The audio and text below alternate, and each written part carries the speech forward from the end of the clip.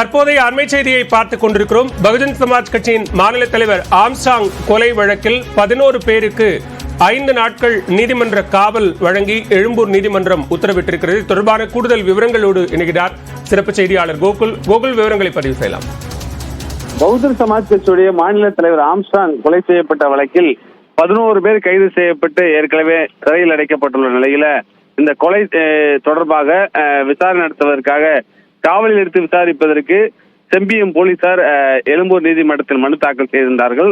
அந்த மனு மீதான விசாரணை இன்று வந்திருந்தது. 11 பேரும் நீதிமன்றத்தில் ஆஜர்படுத்தப்பட்டுள்ளார்கள். தொடர்ந்து இவர்களை 5 நாள் காவலில் எடுத்து விசாரிப்பதற்கு எழும்பூர் நீதிமன்றம் அனுமதி அளித்து உத்தரவு பிறப்பித்திருக்கிறது. இந்த நீதிமன்ற காவலில் கொலைக்கான காரணம் குறித்தும் கொலையில் இருக்கக்கூடிய பின்னணி குறித்து விசாரணை நடத்துவதற்காக போலீசார் முடிவு செஞ்சிருக்காங்க. குறிப்பாக இந்த கொலையில் பல்வேறு சந்தேகங்கள் எழுப்பப்படுகிறது.